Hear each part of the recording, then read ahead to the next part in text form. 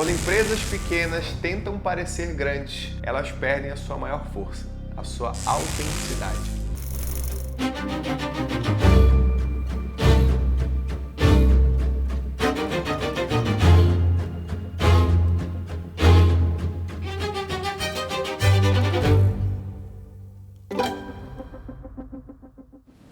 Hoje vamos falar sobre um segredo para derrubar gigantes.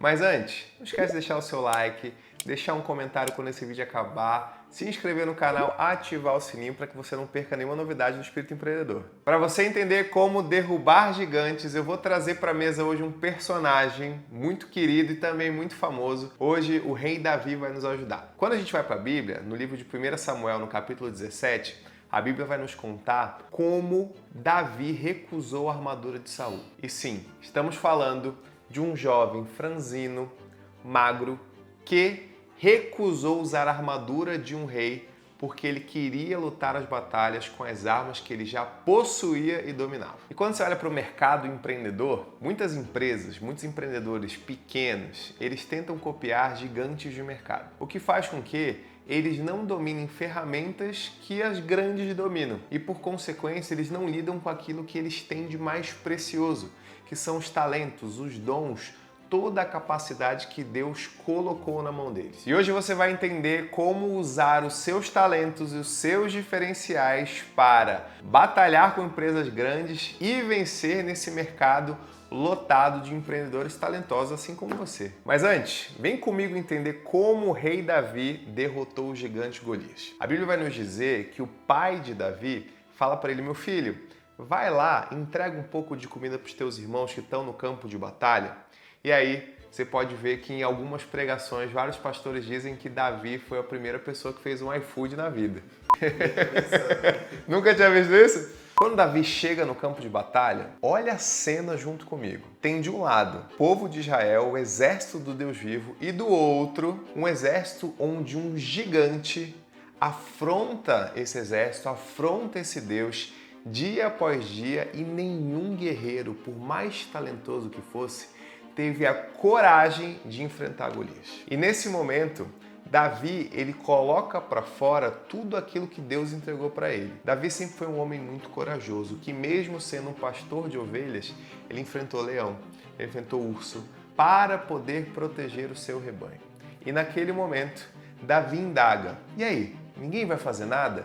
Vai deixar esse gigante aí afrontar o exército do Deus vivo? E nesse momento, Davi profere uma frase que empreendedora, eu confesso que é uma das minhas frases favoritas e que denotam muito conhecimento de quem você é e, sobretudo, daquilo que Deus colocou em você e você carrega. Davi vira e diz o seguinte: quem é esse incircunciso filisteu que afronta o exército do Deus vivo?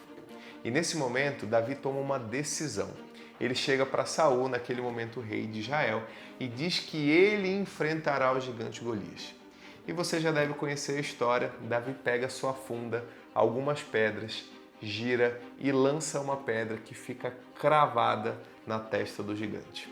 E depois disso, o gigante cai, Davi vai, pega a própria espada de Golias e arranca sua cabeça. Nesse momento você deve estar pensando: Elian, mas o que a história de Davi derrotando Golias tem a ver comigo e com a minha empresa? O problema, meu amigo empreendedor, minha amiga empreendedora, é que quando a gente começa um negócio, a gente tenta copiar as grandes empresas. Então a gente copia estrutura de gestão, estrutura de marketing, estrutura financeira, estrutura operacional, até mesmo logística, quando no final do dia a gente ainda não tem aquele tamanho. E quando você traça um paralelo com a história do rei Davi derrotando Golias, pensa comigo: ele, jovem, magro, vai usar a armadura de Saul. E a Bíblia vai dizer que Saul era um homem muito grande, vistoso. Então imagina, uma pessoa pequena usando uma armadura grande, ele ia ficar com um peso muito grande sobre os seus ombros e, por consequência, não ia ter mobilidade para travar essa batalha. Nesse momento, o rei Davi está ensinando para a gente que quando nós temos um negócio, a gente não deve fazer um comparativo.